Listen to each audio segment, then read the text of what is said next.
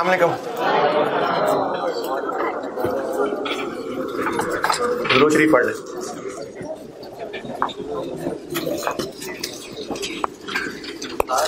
यार ऐसी फारिग को बैठे हो ना, बुलाना किसी को। हाँ हाँ, इसको इधर ना रिमोट ले आए इसी के हैं।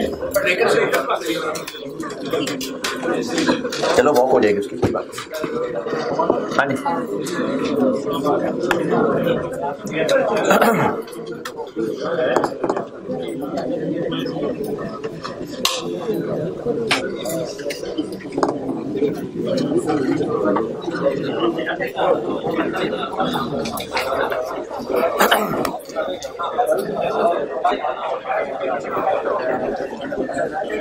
Spring 20 question number 5।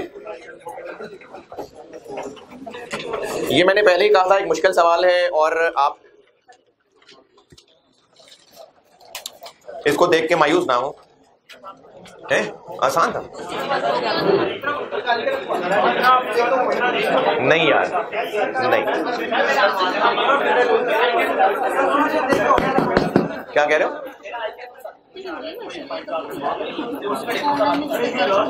By product वाला? हाँ, उसमें भी मैंने अज्यूम ही किया है। नॉर्मल लॉस तो क्लियर है। ठीक है, सही है। स्प्रिंग 20 कर रहा हूं डिस्कस। अच्छा, कितने लोगों से कर रहा हूं डिस्कस? किया किसने है? ट्राई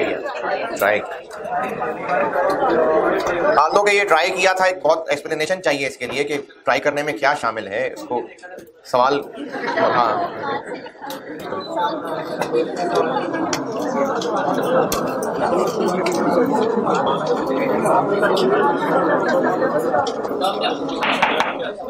प्रोसेस तक सारा है जी, समझ नहीं आई? हाँ हाँ, नेक्स्ट वीक में जो टर्म टेस्ट है उसकी बात कर रहा हूँ। प्रोसेस तक सारा है जी, प्रोसेस तक सारे में बता दें आप। टारगेट कॉस्टिंग आ रही है कि नहीं आ रही? नहीं आ रही। स्प्रिंग 20 कर रहा हूं डिस्कस। Spring 20 question number 5। पहले प्रोसेस में, अच्छा जिन्होंने नहीं भी किया वो भी सुन ले, बातें कुछ काम की होंगी। पहले प्रोसेस में 3 जॉइंट प्रोडक्ट्स बनते हैं, पी, क्यू और आर। ये जो पहले पैराग्राफ में लिखा हुआ है, on completion of process 1 these 3 products are split in the ratio of 50-30-20। अगर सिर्फ यहीं तक रहे तो शायद शक पड़ता है कि ये कॉस्ट एलोकेशन की बात हो रही है, लेकिन अगला सेंटेंस लिखा हुआ है कि joint cost incurred in process 1 are apportioned on the basis of net NRV. तो फिर वो पहला सेंटेंस क्या था? वो यूनिट्स की बात हो रही थी। तो वो यूनिट्स की बात हो रही थी। एक ये इसमें पॉइंट बताने वाला। फिर इसके बाद ये स्प्लिट ऑफ पॉइंट मैंने पहले भी जिक्र किया था। जिस प्रोसेस से ये जॉइंट प्रोडक्ट बन रहे होते हैं, यानी जैसे ही जॉइंट प्रोडक्ट बनते हैं उनकी पहचान बनती है, वो स्प्लिट ऑफ पॉइंट होता है। तो प्रोसेस 1 का एंड मतलब स्प्लिट ऑफ पॉइंट। पी और क्यू बेच देते हैं, जबकि आर प्रोसेस 2 में जाता है। ये पहले पैराग्राफ में लिखा हुआ है। पहले पैराग्राफ की अंग्रेजी का कोई मसला है तो पूछें।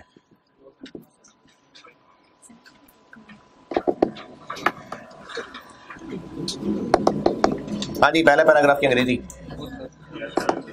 कोई मसला नहीं।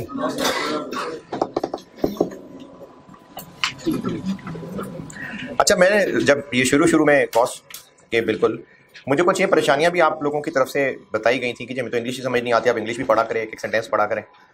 तो अब मैं पूछ रहा हूँ, आप कह रहे मसला ही कोई नहीं है? नहीं, सीरियस पूछ रहा हूँ। क्या बात? नहीं, मैंने ये कहा कि शुरू में ये भी बच्चे कुछ कहते थे कि आप पूरी रीडिंग किया करें, तो है आप ही में से थे यार, और कौन थे? नहीं यार, आप में से ही थे जो कहते थे कि रीडिंग है। आप भी थे वैसे, इसमें मुझे याद पड़ता है। हाँ हाँ सही, पहला पैराग्राफ बहरहाल हो गया। उसके बाद जी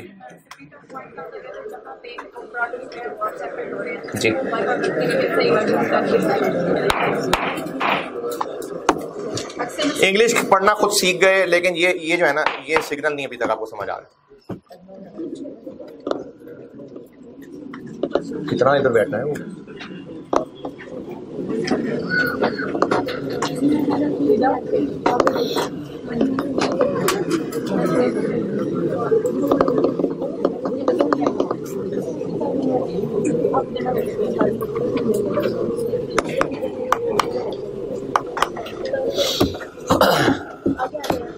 जी पूछे दोबारा। सर वो टाइम यूज कर रहा होता है बाय प्रोडक्ट के लिए भी, तो हम ये नहीं कि जिस टाइम पे वो सेपरेट हो रहा है प्रोसेस से। हाँ वही है, ऐसे ही, यानी जब प्रोसेस का ये आउटपुट टूट के जॉइंट प्रोडक्ट्स और बाय प्रोडक्ट है तो वही स्प्लिट ऑफ पॉइंट है। सर अगर कभी वो क्वेश्चन में स्प्लिट ऑफ पॉइंट है ना, वो इन परसेंटेज है, लेकिन जो बाय प्रोडक्ट है वो कहते हैं 50% पे ही सेपरेट हो जाता है, सेपरेट हो जाता है, नहीं होता ऐसे करते हैं।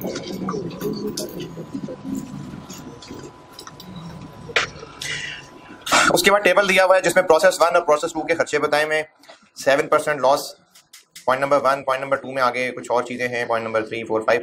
Requirement, prepare product wise income statement for the month of February, यानी तीनों प्रोडक्ट्स की अलग अलग इनकम स्टेटमेंट बनानी। Income statement, sales, cost of sales, gross profit, admin selling expenses, net profit, ये करना था इस सवाल में। तो हमें इसमें सेल्स भी चाहिए, कॉस्ट ऑफ सेल्स के लिए opening finish goods, cost of goods manufactured, cost of goods manufactured यानी कॉस्ट ऑफ कंप्लीटेड यूनिट्स, और क्लोजिंग फिनिश गुड्स चाहिए, और एडमिन सेलिंग एक्सपेंसेस चाहिए। ये हमें तीनों प्रोडक्ट्स के अलग अलग चाहिए। सेल से बात शुरू करता हूं। सेल प्राइसेस दी हुई है आपको, तो टोटल सेल्स तक कैसे पहुंचे? Unit sold.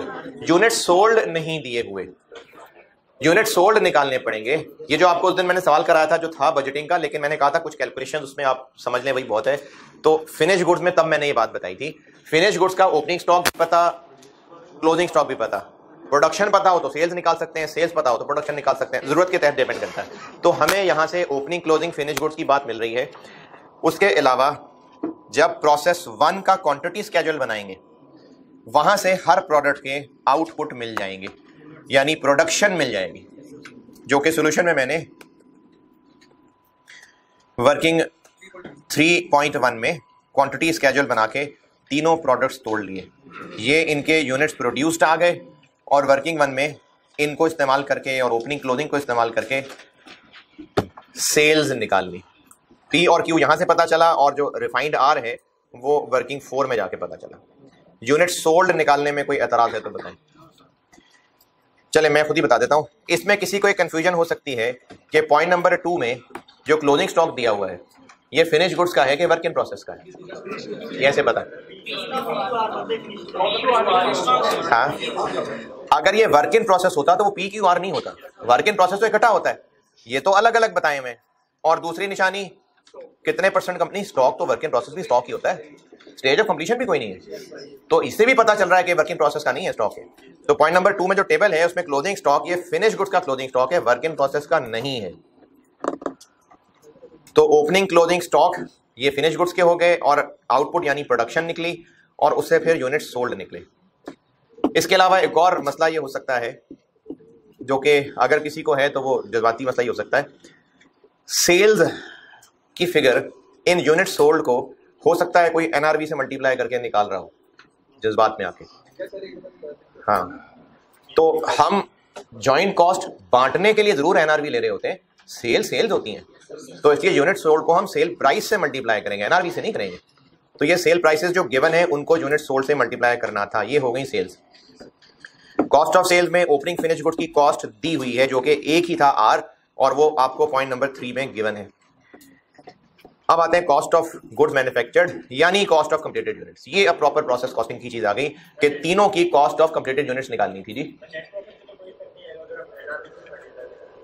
क्यों फर्क नहीं आएगा? लेकिन क्या उसने आपको यह कहा था कि कैलकुलेट प्रॉफिट? फिर इनकम स्टेटमेंट तो फिर इनकम स्टेटमेंट है ना, सेल्स है। क्योंकि प्रॉफिट पे तो तब भी फर्क नहीं आएगा अगर आप सेलिंग एक्सपेंसेस को कॉस्ट ऑफ सेल्स में डाल देंगे, प्रॉफिट तो वही रहेगा, लेकिन प्रॉफिट निकालने को नहीं कहा है, इनकम स्टेटमेंट बनाने को कहा है। सेलिंग एक्सपेंस है, cost to sell selling expense है। कॉस्ट ऑफ कंप्लीटेड यूनिट्स निकालते हैं। कॉस्ट ऑफ कंप्लीटेड यूनिट्स के लिए पहले मैं प्रोसेस 1 कर रहा हूं discuss. Opening closing work in process है, तो फिर कॉस्ट पर यूनिट निकाल, कॉस्ट ऑफ कंप्लीटेड यूनिट, यानी हमें पहले joint cost of completed units निकालनी पड़ेगी, फिर इसको एलोकेट करना पड़ेगा। मटेरियल और कन्वर्जन, ऐसी खुद से फिगर्स बता रहा हूं। लेट्स से कि मटेरियल 10,000 रुपए है और कन्वर्जन 20,000 रुपए, ऐसी खुद ही बनाइए figure. Opening closing work in process है, एबनॉर्मल गेन लॉस 9। तो ईपी में क्या आएगा? सिर्फ आउटपुट ही होगा, सिर्फ आउटपुट, मटेरियल कॉलम में भी कन्वर्जन कॉलम में भी। ऐसी मैं खुद से एज्यूम कर रहा हूं, लेट्स से आउटपुट 1000 यूनिट से, ये मैंने ऐसी खुद से बना दिया। तो ये पर यूनिट पोर्शन निकला 10 रुपए, ये 20 रुपए। फिर कॉस्ट ऑफ कंप्लीटेड यूनिट्स निकालने के लिए 1000 को ही मल्टीप्लाई कर दिया 30 से, तो वो यही वाला 30,000। तो जब opening closing work in process ही नहीं है, एबनॉर्मल गेन लॉस ही नहीं है, और ये बात बहुत ज्यादा गहरी नहीं है, मैं समझा इसलिए रहा हूं कि अगर आपको ये समझ आ गई तो बहुत सारा टाइम बच जाया करेगा। अगर क्वेश्चन में एबनॉर्मल लॉस गेन नहीं है, opening closing work in process भी नहीं है, तो डिनोमिनेटर में आना ही सिर्फ आउटपुट है, और जब डिनोमिनेटर में आना ही सिर्फ आउटपुट है तो ये सारा खर्चा इसी का है। पहले इसको पर यूनिट निकालें, फिर उसी से मल्टीप्लाई कर लें, तो बात तो वही आनी। तो इसलिए मटेरियल, लेबर, एफओएच, इन तीनों को सिंपली ऐड किया और यही कॉस्ट ऑफ कंप्लीटेड यूनिट्स बन गई, क्योंकि पहले पर यूनिट निकालते फिर उन्हीं से मल्टीप्लाई कर देते, तो यही आंसर आना था। इसलिए ईपी भी नहीं बनानी पड़ी और कॉस्ट पर यूनिट भी नहीं बनानी पड़ी। वो राउंडिंग ऑफ का फर्क पड़ गया ना, तो आपको इसीलिए बता रहा हूं बात कि अगर ये इतना क्लियरली नजर आ रहा है तो फिर उस पर क्यों टाइम लगाना ईपी बनाने में और कॉस्ट पर यूनिट निकालने में। तो इसलिए इन्हीं को सिंपली ऐड कर लिया, तो यही कॉस्ट ऑफ कंप्लीटेड यूनिट्स है। Joint cost of completed units 519 million तक, कोई एतराज, मजीद परेशानी जिन्होंने भी किया है। अब इसकी एलोकेशन पे आते हैं। इन यूनिट्स को इनके एनआरवी की रेशो में बांटना है। जो पी और क्यू है ये तो बिक जाते हैं, तो इनकी सेलिंग प्राइस और कॉस्ट टू सेल इन्हीं को यूज कर लें तो ये एनआरवी है। लेकिन जो आर है ये फर्दर प्रोसेस होने के बाद बिकता है। अब इसमें मैंने अजम्पशन ये ली, पिछले सालों में तो वाकई नॉर्मल लॉस था। अच्छा वो एक और बात, हाँ, वो जो मैंने ऑटम 15 और ऑटम 17 उसमें मैंने 0.95 और 0.9 किया था, और इसको आपको लॉजिकली समझाने की भी कोशिश की थी, उम्मीद है इत्तेफाक भी करते होंगे। इस पे आपको एक परेशानी आ सकती है, जो एक दूसरे सेक्शन में बच्चे ने इजहार भी किया कि ठीक है भरोसा है आप पे, आप सही बता रहे हैं, लेकिन पेपर तो ICAP ने लेना है ना, पेपर तो ICAP ने लेना है। तो अगर वो उसको 0.9 नहीं करते होते तो फिर हम करें या ना करें। हाँ जी क्या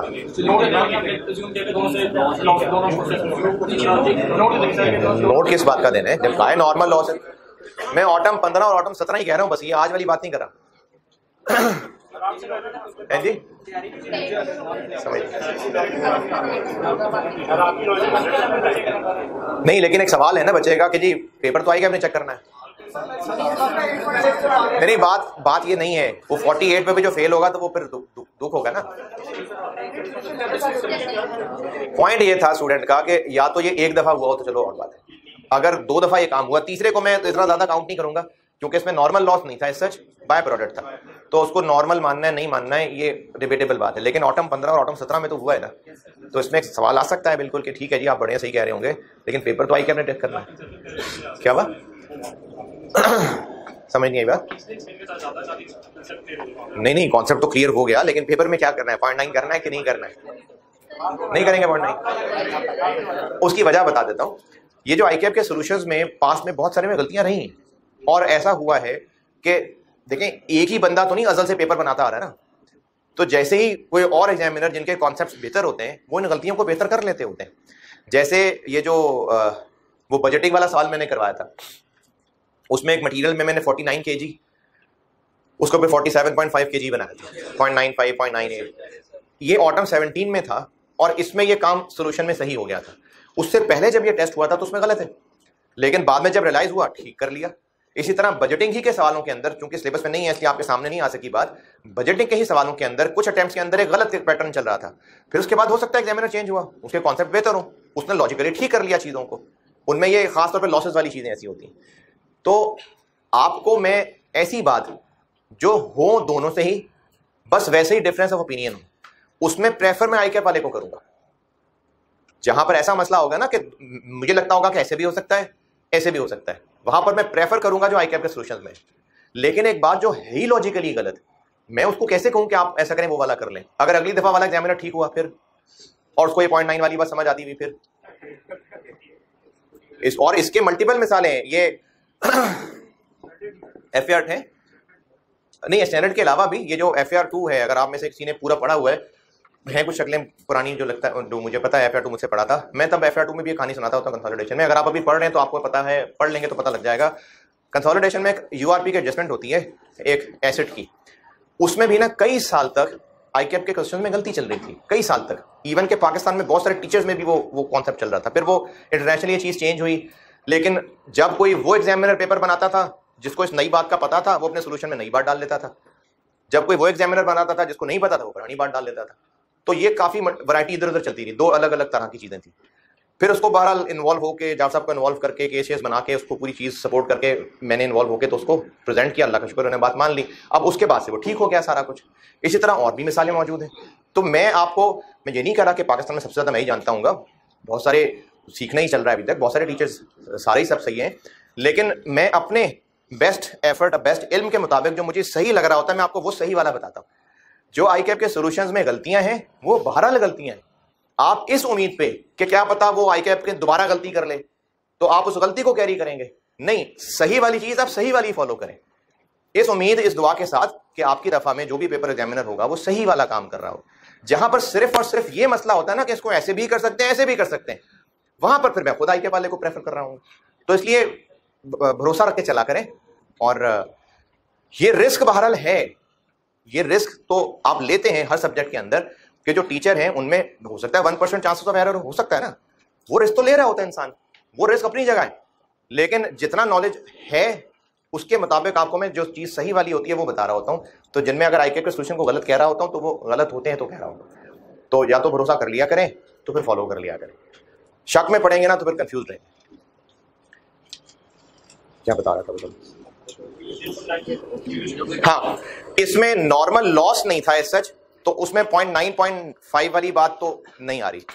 तो मैंने अज्यूम किया आप इसको अल्टरनेटिव भी कर सकते हैं, ये जो प्रोसेस 2 में बाय प्रोडक्ट बनता है ये बन गया या इसी रेशो में ही बनता है, ये बात अज्यूम की जा सकती है। अगर ऐसे ही इसी रेशो में ही बना करता है तो फिर ये उसको नॉर्मल लॉस वाले की तरह कर दिया मैंने। और अगर इसको आप कहें नहीं इस रेशो में नहीं बना करता तो इसको फिर वैसे 130 ना करे जैसे मैंने किया है।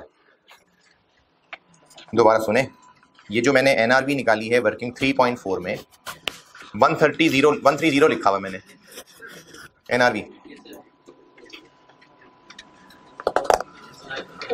वो इस बेस पे नीचे नोट भी लिखा हुआ मैंने कि वो जो आगे बाय प्रोडक्ट बनना था वो नॉर्मली इतना इसी रेशो में ही बनता है, यानी हमें R130 बनाने के लिए 138 ही इन करना पड़ता है। इस बेसिस पे इसको मैंने 130 ले ली, जैसे पहले ऑटम 15 और ऑटम 17 में किया था। तो उसके लिए फिर sale price, cost to sell और फर्दर प्रोसेसिंग कॉस्ट भी लेनी पड़ेगी। अब फर्दर प्रोसेसिंग कॉस्ट कैसे लेनी पड़ेगी, ये प्रोसेस 2 की वर्किंग में जाना पड़ेगा। और प्रोसेस 2 में भी यही वाली बात कि ना ओपनिंग वर्किंग प्रोसेस है, ना क्लोजिंग वर्किंग प्रोसेस है, ना कोई एबनॉर्मल गेन लॉस है, इसलिए जो कॉस्ट है वो सारी इसी की है। किया इतना है, वर्किंग 4.3 देखें, वर्किंग 4.3 वर्किंग 4.3 मैंने सिर्फ ये किया कि ये जो पहली लाइन लिखी हुई है 89 मिलियन वर्किंग 4.3 ये तो है जो प्रोसेस 1 से एलोकेट होने के बाद आनी है। जो प्रोसेस 2 में मजीद होना है वो सारा ही फर्दर है, उस सबको मैंने इकट्ठा करके डब्बा बना दिया। यानी मैंने यहां पर ना बाय प्रोडक्ट की सेल को मैंने एज सच कन्वर्जन से नहीं माइनस किया। क्या हुआ, मैंने यहां ना एज सच कन्वर्जन से नहीं माइनस किया हुआ, मैंने सिर्फ क्या किया हुआ है कि जो फर्दर चीजें होनी है मैंने उनको इकट्ठे किया हुआ। वर्किंग 4.3 ये जो मैंने डब्बा बनाया हुआ है ये वो चीजें हैं जो फर्दर होनी है, तो उनको सबको इकट्ठे करके 17 मिलियन बनाया हुआ। अब ये ऊपर वापस वर्किंग 3.4 के अंदर एनआरवी की कैलकुलेशन में ब्रैकेट में लिया है, कन्वर्जन से नहीं हुआ हुआ, कन्वर्जन से नहीं हुआ हुआ, जो भी प्रोसेस 2 में मजीद होना है उन सबको इकट्ठे किया हुआ। हाँ, तो इसलिए कह रहा हूं ना कि आप ये मत सोचे कि कन्वर्जन से माइनस हुआ है, जो फर्दर के अंदर है, जो कोई प्रोसेस 2 में फर्दर होना है ये वो है। अगर कोई नई तरह का मटेरियल भी लगना होता तो वो भी इस डब्बे के अंदर आ जाता। तो जो भी मजीद होना है ये 17 मिलियन वो है। तो इसलिए एनआरवी निकालते हुए सेल प्राइस और कॉस्ट टू सेल तो है ही है, माइनस ये 17 मिलियन भी लिया हुआ है, तो ये इनकी टोटल एनआरवी बन गई। अब इसकी बेस पे जो कॉस्ट एलोकेट हुई, पी और क्यू की यही कॉस्ट ऑफ कंप्लीटेड यूनिट्स है, जबकि आर की ये कॉस्ट वर्किंग 4.3 से निकलेगी। अगर हम ये माने प्रोसेस 2 का क्वांटिटी स्केड्यूल क्या है, 138 ट्रांसफर इन बाय माइनस कर दें इसमें 4 130। मैंने कहा कि मैंने ना अज्यूम ये किया हुआ है कि इतने किलो से इतना बाय प्रोडक्ट बनता ही बनता है और फिर इतना आर बनता है, यानी ये एक नॉर्मल रिलेशनशिप है, क्योंकि बाय प्रोडक्ट का ट्रीटमेंट हम नॉर्मल लॉस जैसा ही चला रहे होते हैं ना। तो अगर इसको मैं नॉर्मल मान लूं तो फिर हम सेल इनफैक्ट ये कर रहे होंगे, ये तो नहीं ये कर रहे होंगे, तो हम इन्हीं की फिर एनआरवी निकाल रहे होंगे। और अगर ये नॉर्मली ना बनता होता, बस वैसी इस दफा बन गया होता, फिर हम इनकी एनआरवी निकाल रहे होते।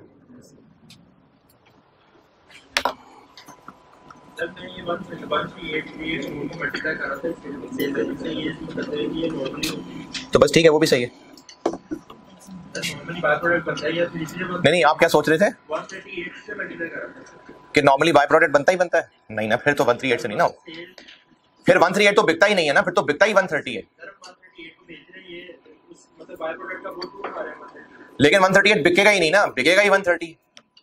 अगर हम नॉर्मल इस बात को समझ रहे हैं कि 138 ट्रांसफर इन होता है तो बनता ही बनता है बाय प्रोडक्ट, तो इसका मतलब बिकता ही सिर्फ 130 है, 138 तो बिकता ही नहीं है। नहीं, अपनी कॉस्ट नहीं उठा रहा। नॉर्मल लॉस वाला काम ऐसे ही होता है, नॉर्मल लॉस में भी यही काम किया था।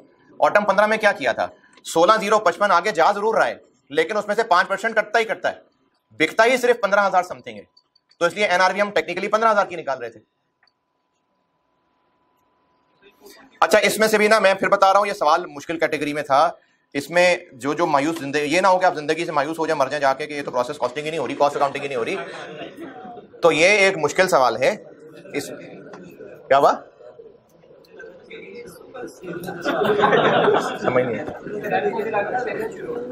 क्योंकि अगर आपको अभी अजीब लग रहा है, मुश्किल लग रहा है, तो आप इसको इग्नोर करें।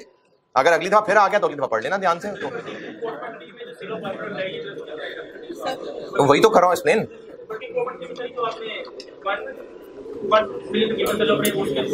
जो मजीद कॉस्ट आनी होती है वो फर्दर, अगर नॉर्मल लॉस होता, उसकी रिकवरी होती, तो उसमें से लेस ही किया करते हैं ना। वो तो तब जब P1 और कन्वर्जन अलग अलग बनाए होते, मैंने नहीं बनाए अलग, मैंने मिला दिए। कौन सी पर यूनिट कॉस्ट निकाल रहे थे आप? कॉलम तो अलग अलग बनाने की जरूरत ही नहीं पड़ी ना। क्या बात?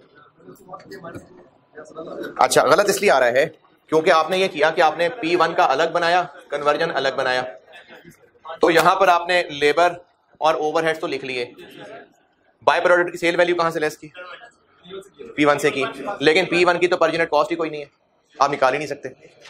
प्रोसेस 1 कंप्लीट करेंगे, यहां फिगर आएगी तो ये न्यूमरेटर बनेगा ना।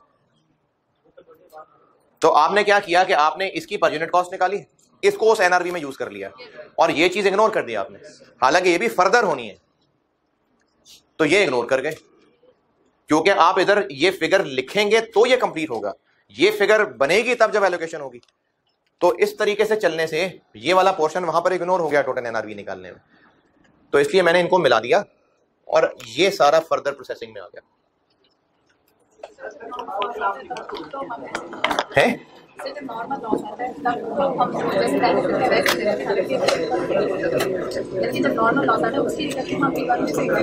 बिल्कुल कर रहे होते हैं, क्योंकि तब हम पर यूनिट अलग अलग निकाल रहे होते हैं, इसमें हम पर यूनिट नहीं निकाल रहे थे अलग अलग। अच्छा क्या जी?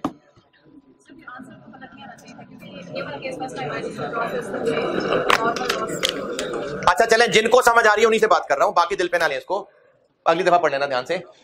ये जो बाय प्रोडक्ट की सेल वैल्यू है, जिन्होंने इसको कॉलम अलग अलग बनाए, तो क्या किया फिर उन्होंने, किस तरह किया, एनआरवी कैसे निकाली, 130934 इंटू 1021 माइनस 12 माइनस 139, ऐसे किया होगा। इसका जब पर यूनिट निकाली होगी तो वो 139 आई होगी, ऐसे किया होगा। अब ऐसे करने में ये चीज इग्नोर हो गई, तो ना करें, इग्नोर, शामिल कर लें। प्लस कितनी total sale value by product की 130375, ये आ जाएगी टोटल एनआरवी।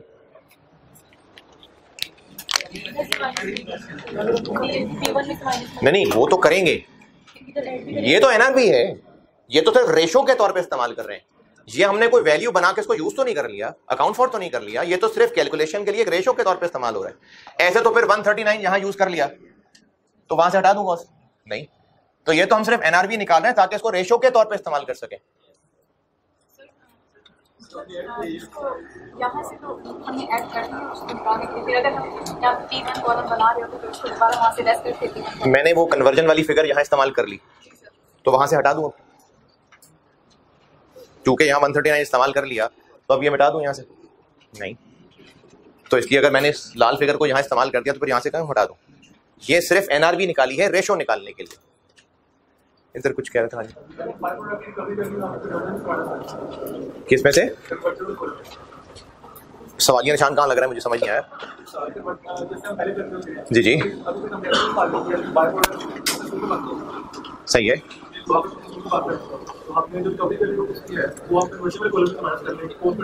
नहीं P1 में से करते हैं।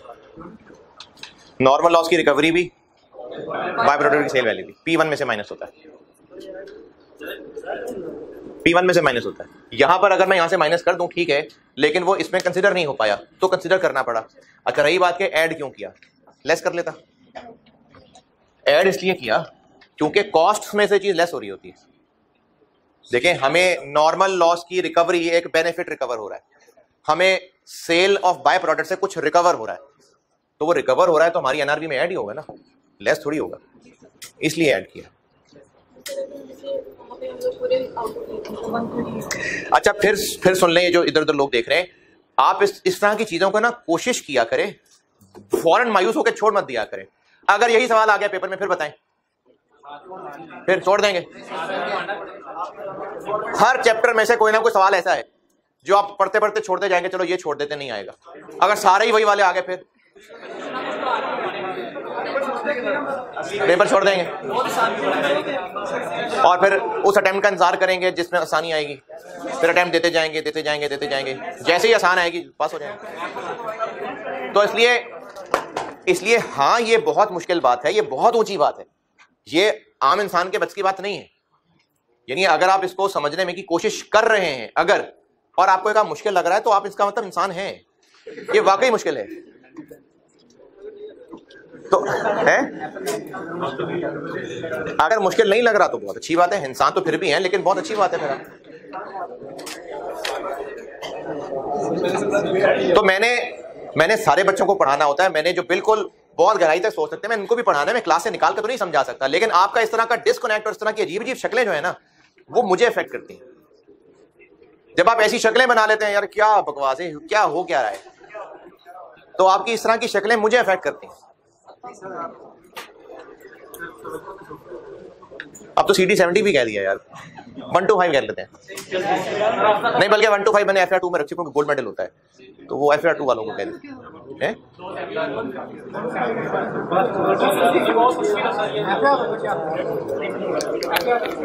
यार वो पास ही हो जाए बड़ी बात है, मैंने बात नहीं की सर्टिफिकेट की।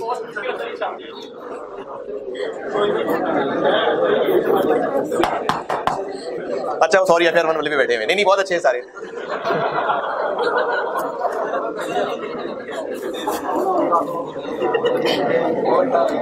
अच्छा एक मिनट, पता नहीं बात क्या हो रही थी, बात खत्म हो गई थी। जी बन, तो फिर हम ये ऐड नहीं करेंगे, मतलब इसको एबनॉर्मल समझ के इसको इग्नोर रखेंगे। लेकिन फिर हम पर यूनिट ही के तरीके से चलेंगे, यानी 139 ही लेंगे यहाँ पर, सिर्फ वो वाला प्लस नहीं करेंगे। क्या चीज? ये जो सेल ऑफ बाय प्रोडक्ट है या recovery value of normal loss है, ये हमारे लिए कॉस्ट है, ये हमारे लिए एक बेनिफिट है। तो एनआरवी निकालते हुए इसको लेस करें या ऐड करें? एनआरवी हमारा एक रियलाइजेबल नेट रियलाइजेबल वैल्यू होती है, तो ये भी तो रियलाइज ही हो रहा है ना, तो उसको एनआरवी निकालते हुए लेस कर दें। हम वहां से ना लेस कर रहे होते हैं, वो कॉस्ट हैं जिनसे लेस कर रहे होते हैं, जहां तो हम एनआरवी निकाल रहे हैं, तो इसलिए उसमें ऐड करना है जी। अच्छा, अब ना इसमें जो भी सवाल अगर पूछ रहे हैं वो अगर ना पूछना, जो शक्ल जो है वैसे पूछना। जी जी। अच्छा हाँ ठीक है, वो ठीक है, ठीक है। कितना फर्क आ रहा है? वो काफी फर्क इसलिए आ रहा है क्योंकि 9 10 डिजिट तक जा रही है वैल्यूज। आप जब पर यूनिट कॉस्ट निकालते हैं और 2 डेसिमल तक रखते हैं, तो आप राउंड ऑफ कर भी ले तो 0.01 का फर्क आ जाता है। पर यूनिट कॉस्ट में आप 2 डेसिमल तक रह रहे हैं, यानी आपने अगर पर यूनिट कॉस्ट लेट से 139.92 की बजाय 3 कर ली, 94 कर ली, 91 कर ली, तो इतना का ही फर्क आएगा ना। लेकिन अगर ये मल्टीप्लाई होगा 200 यूनिट से तो कोई बड़ा फर्क नहीं पड़ेगा, लेकिन जब मल्टीप्लाई होगा 200 मिलियन से तो फर्क बढ़ जाएगा। तो फिगर चूंकि ज्यादा बड़ी है इसलिए आपको फर्क ज्यादा लग रहा है। अच्छा, इसमें तीनों प्रोडक्ट्स के कॉस्ट ऑफ कंप्लीटेड यूनिट्स निकालने के बाद इनकम स्टेटमेंट के फेस पे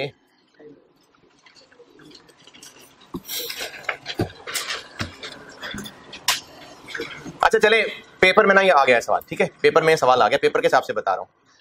तो ऐसा नहीं है कि जिनसे ये बाय प्रोडक्ट हैंडल नहीं हो सकेगा उसके कितने नंबर है, 15 के 15 चले जाएंगे, ऐसा नहीं होगा।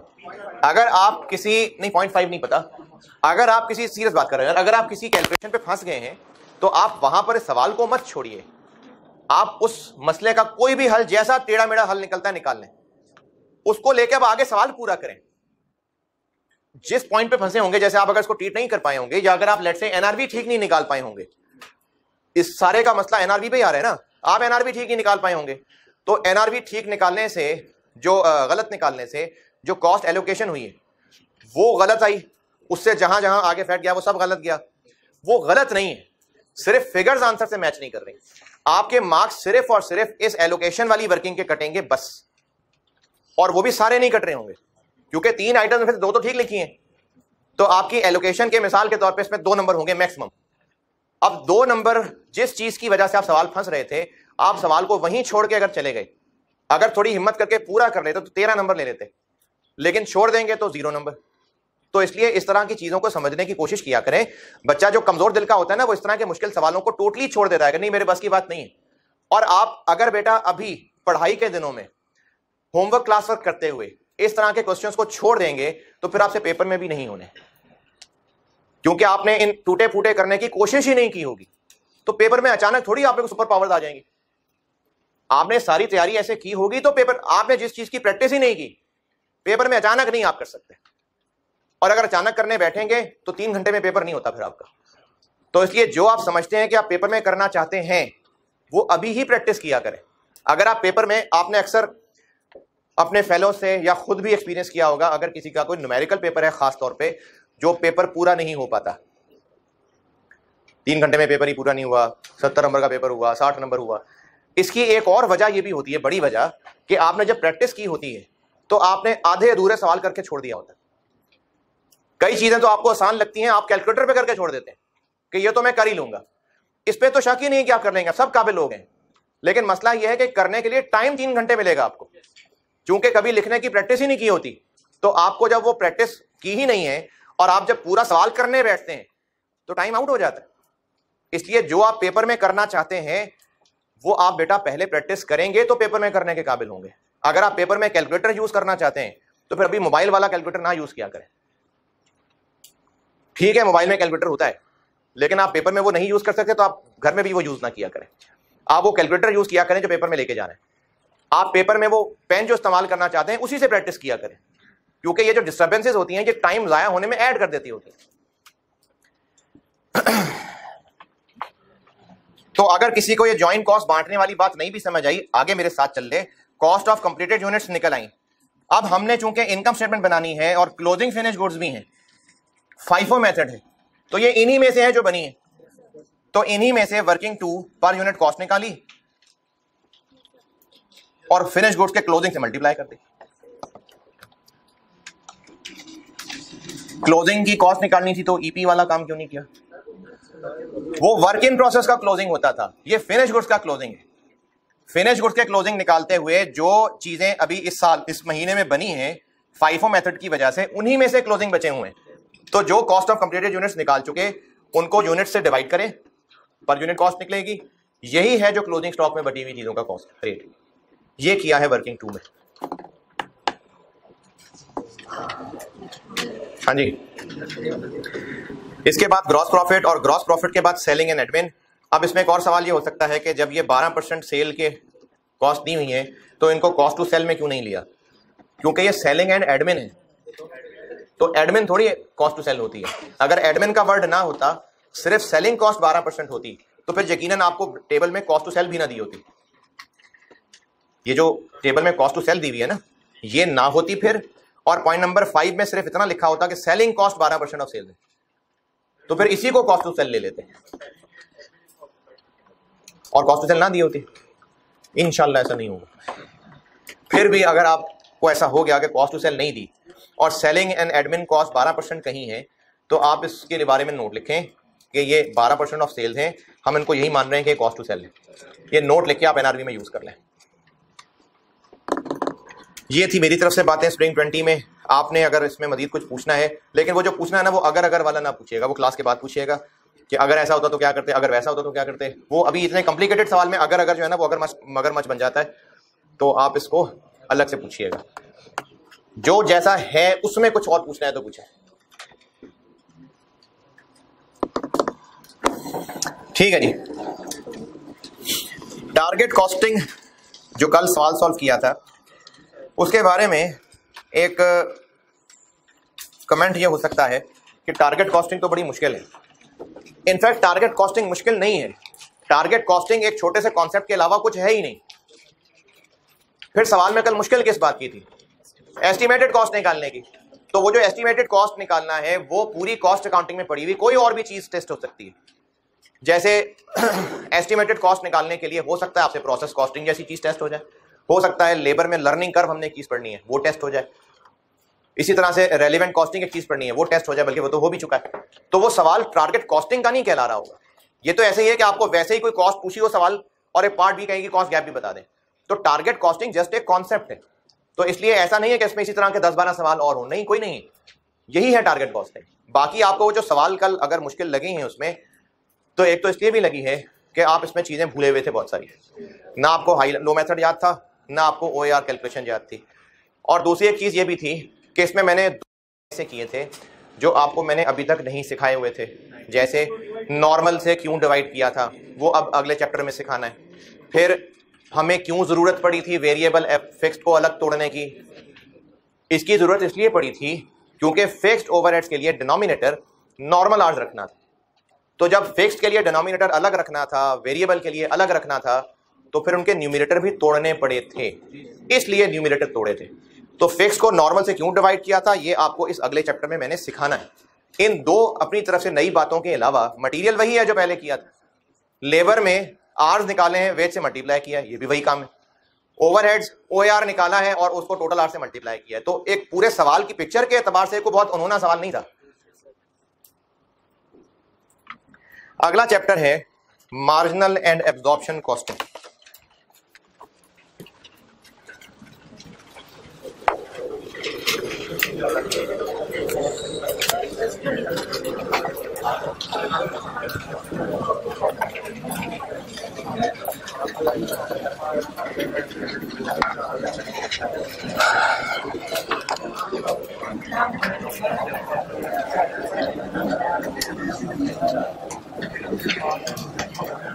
Marginal and absorption costing IGAP की बुक के एतबार से ये चैप्टर 9 है।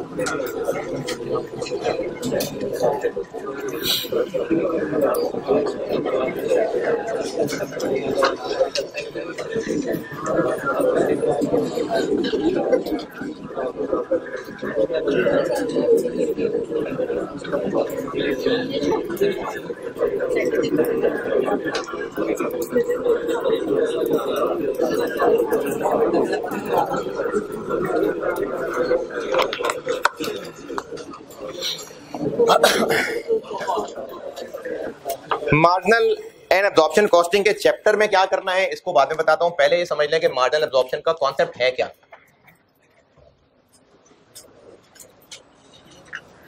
प्रोडक्ट की कॉस्ट यानी जो हमारा फिनिश गुड्स है उसके एक यूनिट की कितनी कॉस्ट है, ये प्रोडक्ट कॉस्ट है।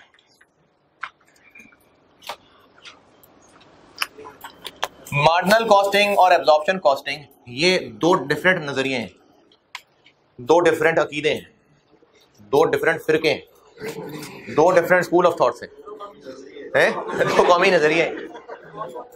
एक है मार्जिनल कॉस्टिंग और एक है एब्जॉर्प्शन कॉस्टिंग।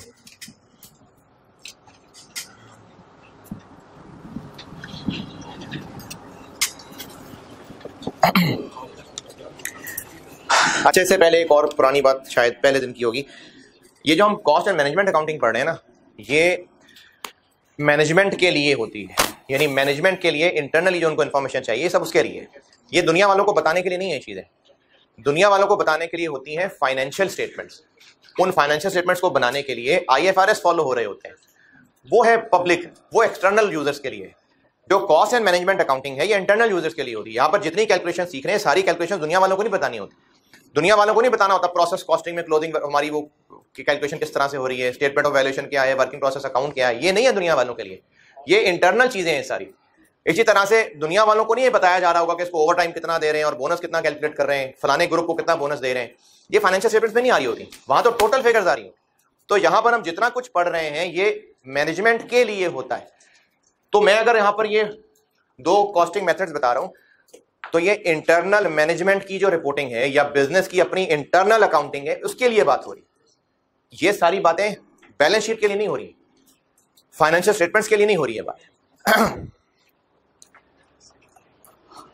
जो मैनेजमेंट एब्जॉर्प्शन कॉस्टिंग पे ईमान रखते हैं उनका कहना यह है कि प्रोडक्ट बनाने के लिए ही सारे खर्चे हैं फैक्ट्री के, तो जो डायरेक्ट मटेरियल है और जो डायरेक्ट लेबर है ये तो प्रोडक्ट की कॉस्ट में आएगा ही आएगा, उसके अलावा फैक्ट्री के सारे ओवरहेड्स की कॉस्ट में आएंगे, चाहे वो फैक्ट्री का रेंट ही क्यों ना हो। यानी इस कॉन्सेप्ट के मुताबिक प्रोडक्ट कॉस्ट में डायरेक्ट मटेरियल भी होगा, डायरेक्ट लेबर भी होगा और FOH भी होंगे सारे, और उनको भी मैं दो टुकड़ों में तोड़ रहा हूं, वेरिएबल भी और फिक्स्ड भी। फिगर्स की ऐसी मिसाल ले लेता हूं, ये 40, ये 30, ये 20, ये 15 है। जो एब्जॉर्प्शन कॉस्टिंग को फॉलो करते हैं उनका मानना यह है कि हमें एक यूनिट 105 रुपए कॉस्ट करता है,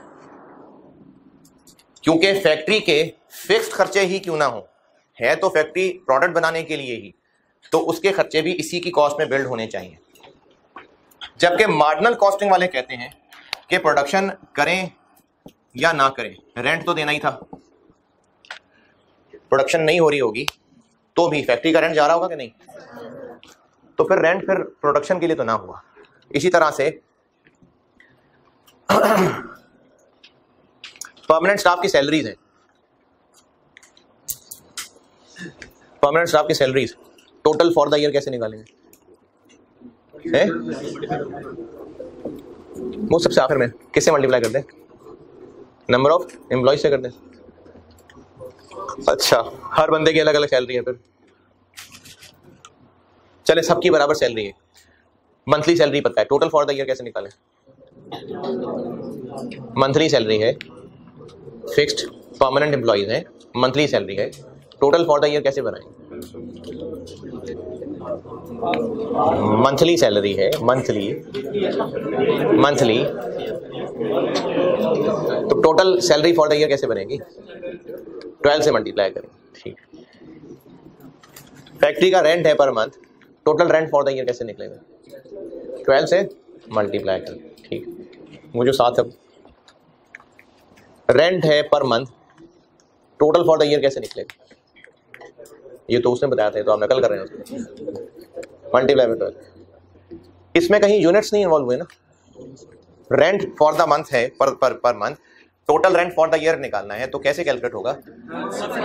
नंबर ऑफ मंथ से मल्टीप्लाई करके, नंबर ऑफ यूनिट से तो नहीं ना किया। तो ये होती है फिक्स कॉस्ट, कि जिसके टोटल फॉर द पीरियड निकालने में यूनिट्स का काम नहीं होता, ये पीरियड रिलेटेड होती है।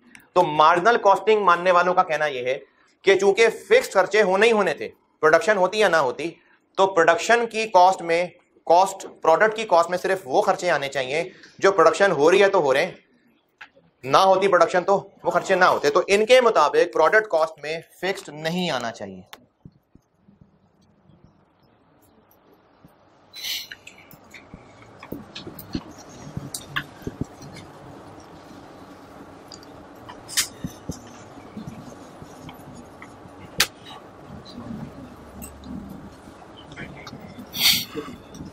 अच्छा, मार्जिनल वाले कहते हैं कि फैक्ट्री का रेंट होता ही नहीं है, होता है, वो प्रोडक्ट की कॉस्ट में नहीं आएगा, वो वैसे एक्सपेंस बनेगा है। हाँ, अगर वो फिक्स्ड है तो हाँ, वो भी प्रोडक्ट कॉस्ट में नहीं आएगा। नहीं, अगर वेरिएबल है तो फिर आएगा। अगर डेप्रिसिएशन आवर्स मेथड पे है, अगर डेप्रिसिएशन आवर्स मेथड पे है तो फिर वेरिएबल खर्चा हो गया ना डेप्रिसिएशन, फिर होगी काउंट।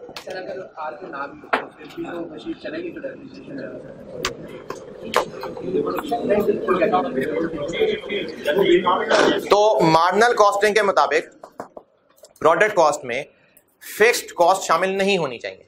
मार्जिनल कॉस्टिंग के मुताबिक जो फिक्स्ड खर्चे होते हैं वो पीरियड कॉस्ट होते हैं, यानी जिस पीरियड में इनकर हो उसमें एक्सपेंस।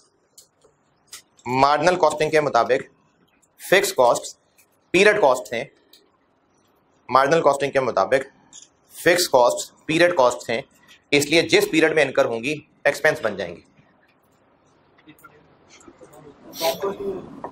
मार्जिनल कॉस्टिंग के मुताबिक जो फिक्स कॉस्ट होती हैं वो पीरियड कॉस्ट होती हैं, प्रोडक्ट कॉस्ट नहीं होती, पीरियड कॉस्ट होती है, यानी जिस पीरियड में इनकर होंगी बस एक्सपेंस बन जाएंगी।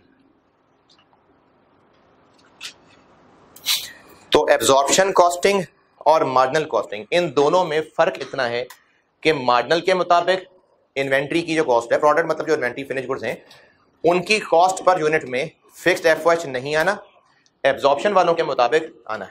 ये दोनों स्कूल ऑफ थॉट्स का फर्क है। फाइनेंशियल अकाउंटिंग इसमें बेस होती है,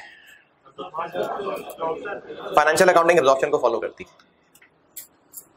फाइनेंशियल अकाउंटिंग जो IS 2 वगैरह है ना, वो इसी को फॉलो करते हैं। क्यों करते हैं? क्योंकि वो फैक्ट्री का खर्चा है, वो है तो फैक्ट्री के खर्चे, लेकिन है तो फैक्ट्री के लिए ना, तो इसलिए फाइनेंशियल अकाउंटिंग इसको प्रेफर करती है, लेकिन है तो फैक्ट्री का ही ना, तो इसलिए। अच्छा, ये बाकी लोग भी सुने, मार्जिनल कॉस्टिंग वाले सेल प्राइस 90 के हिसाब से नहीं बनाएंगे, उन्होंने तो सारे खर्चे पूरे करने हैं ना, वो तो मार्केट के हिसाब से देख के करेंगे। ऐसा नहीं है कि दोनों बिजनेसेस अगर डिफरेंट मेथड फॉलो कर रहे हैं तो उनकी प्राइसेस डिफरेंट होंगी, नहीं, उनको रेंट पड़ तो रहा है ना, पूरा तो करना है उन्होंने कहीं ना कहीं से, तो प्राइस नहीं चेंज हो जाएगी। जी देखें, प्रोडक्ट की कॉस्ट तो प्रोडक्शन ही की होगी ना, अकाउंटिंग वाली तो नहीं ना, उसकी कॉस्ट कैसा बन जाएगा, वो वहां पर आएंगे। प्रोडक्ट की कॉस्ट के अंदर तो बहरहाल फैक्ट्री के खर्चे होंगे, तो एब्जॉर्प्शन कॉस्टिंग के मुताबिक फैक्ट्री के सारे खर्चे प्रोडक्ट कॉस्ट का हिस्सा है, मार्जिनल कॉस्टिंग के मुताबिक बस वेरिएबल तक। मार्जिनल और एब्जॉर्प्शन का कॉन्सेप्ट ये है जो आपको बताया, अब अगली बात कि इसके चैप्टर्स यानी इसकी टेस्टिंग कैसे। तो मार्जिनल कॉस्टिंग, एब्जॉर्प्शन कॉस्टिंग का इस्तेमाल मुख्तलिफ चैप्टर्स में, मतलब कॉन्सेप्ट है, जैसे डबल एंट्री कॉन्सेप्ट है तो वो आगे फिर हर चैप्टर में इस्तेमाल हो रहा है। तो इसी तरह marginal costing, absorption costing just concepts हैं, इनका इस्तेमाल अब वेरिएंस वाले चैप्टर में भी होगा, आगे डिसीजन मेकिंग पढ़ेंगे वहां भी होगा। है जी, क्या तो बहुत कुछ रहता है यार, अभी तो पार्टी शुरू हुई है। तो इस चैप्टर में क्या है, इस चैप्टर में सिर्फ इन दोनों अप्रोचेस से बनने वाली इनकम स्टेटमेंट और उनकी एक प्रॉफिट रिकंसिलिएशन है बस। मैंने आपको जो मार्जिनल और एब्जॉर्प्शन का कॉन्सेप्ट बताया ना, ये बस कॉन्सेप्ट है, दोनों का कॉन्सेप्ट का डिफरेंस है। अब इस कॉन्सेप्ट का इस्तेमाल होता है और चैप्टर्स के अंदर भी। चैप्टर 9 में क्या सिखाना है, चैप्टर 9 में इन दोनों मेथड से बनने वाली इनकम स्टेटमेंट, उसका फॉर्मेट और प्रॉफिट्स की रिकंसिलिएशन, ये है जो हमने चैप्टर 9 में पढ़ना है जी। लिखने वाली बात बताई है, मार्जिनल एब्जॉर्प्शन कॉन्सेप्ट हो गया। चैप्टर 9 में क्या है, अब चैप्टर 9 में हमने इन दोनों कॉन्सेप्ट के तहत इनकम स्टेटमेंट और प्रॉफिट रिकंसिलिएशन ये पढ़नी है। बाकी ये कॉन्सेप्ट फिर अगले चैप्टर्स में भी इस्तेमाल हो रहा होगा बार बार। दोनों अप्रोचेस के तहत बनने वाली इनकम स्टेटमेंट और प्रॉफिट रिकंसिलिएशन।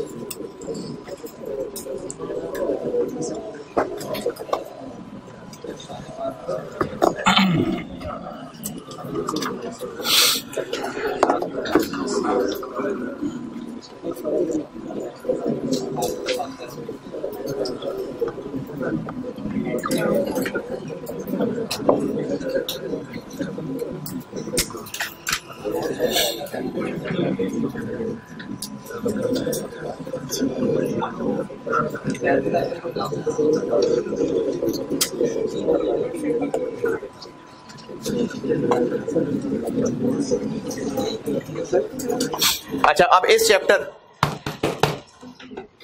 चैप्टर के लिए एक नोट से शुरुआत कर रहा हूं। एक नोट लिखें जो इस चैप्टर के लिए सिर्फ है जी। कितने वाला नोट?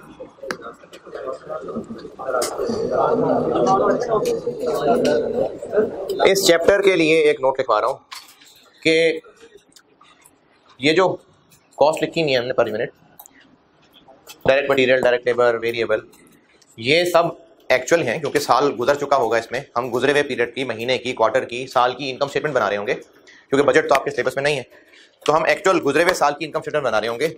लेकिन ये जो पोर्शन होगा इसमें, ये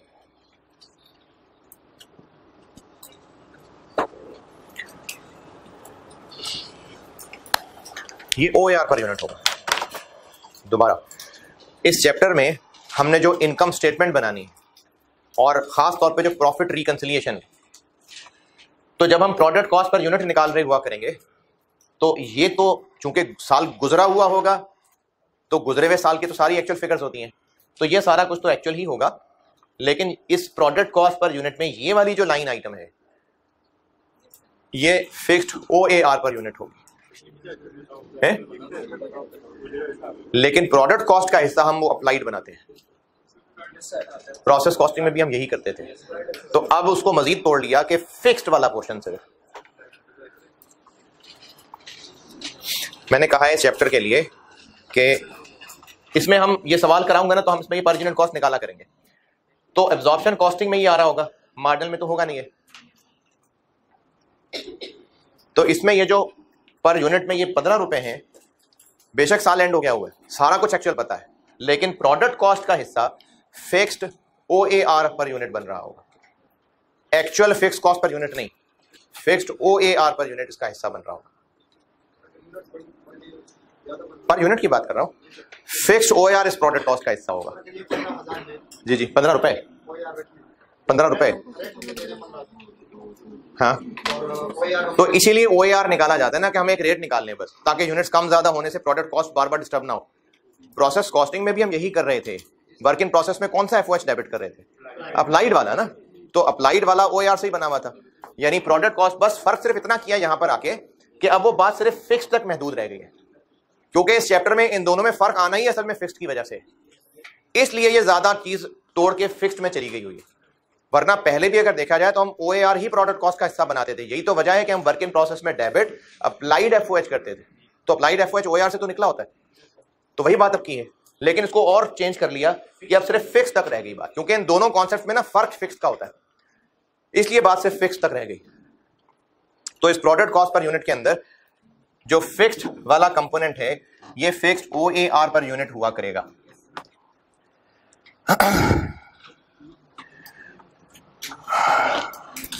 चलिए, सवाल इसका कराना है वो फिर मैं कल ही कराता हूं, क्योंकि सुबह भी मैं इतना ही पढ़ा पाया हूं बस।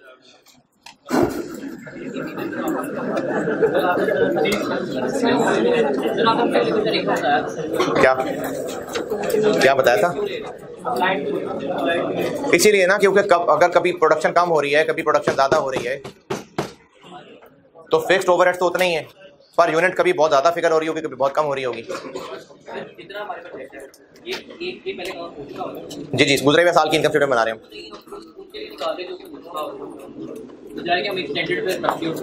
आपको शायद ये अजीब लग रहा हो कि जो एक्चुअली खर्चा हो चुका वो रिकॉर्ड होने की बजाय ये क्यों हो रहा है? रिकॉर्ड वही हो रहा है, लेकिन प्रोडक्ट कॉस्ट के अंदर ये आ रहा है।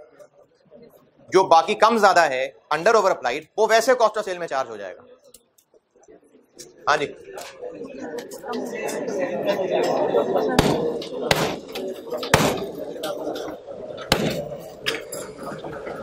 जी। सेलिंग प्राइस वो ये नहीं करेंगे कि 90 चूंकि कॉस्ट कम पड़ रही है, एब्जॉर्प्शन के तहत कॉस्ट ज्यादा पड़ती है तो सेल प्राइस मार्जिन में कम होगी, नहीं, ऐसा नहीं होगा। नहीं, देखो, फायदा नुकसान सिर्फ प्रॉफिट नहीं होता है, बहुत सारी और चीजें। प्रोडक्ट कॉस्ट पर यूनिट हम मल्टीप्लाई करके इन्वेंट्री की वैल्यू बनाएंगे। तो मैनेजमेंट को लगता है, जो मार्जिनल कॉस्टिंग फॉलो करते हैं, कि जो खर्चा होना ही होना था उसको क्यों इन्वेंट्री की वैल्यू पे बिला वजह डाल रहे हैं। तो ये एक आर्गुमेंट है मार्जिनल कॉस्टिंग का। इसी तरह से जब मैं इनकम स्टेटमेंट बता दूंगा तो उसका एक डिफरेंट फॉर्मेट होता है, मार्जिनल वाले का फॉर्मेट डिफरेंट होता है, उस फॉर्मेट को मैनेजमेंट देखना चाहती है। तो इसलिए ये डिफरेंसेस हैं मार्जिनल एब्जॉर्प्शन के अंदर। बात सिर्फ ये नहीं है कि प्रॉफिट कितना आएगा, सेल प्राइस क्या होगी, सेल प्राइस सेम होगी।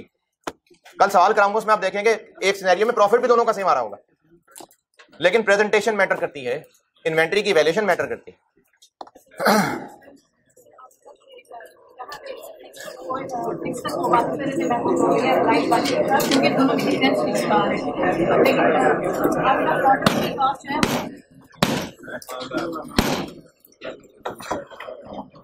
जैसे मजदूर के ना हाथ सख्त होते हैं, तो आपको कॉस्ट पढ़ा पढ़ा के मुझे लगता है मेरे भी हाथ जो है ना वो सख्त हो जाने।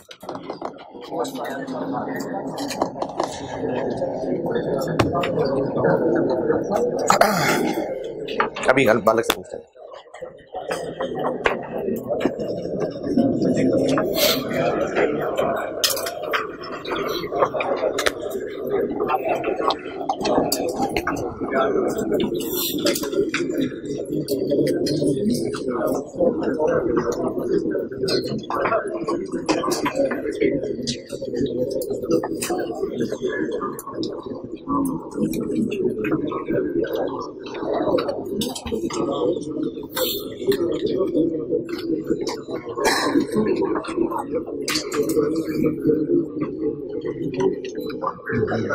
बल्कि ठीक है, अल्लाह हाफिज़।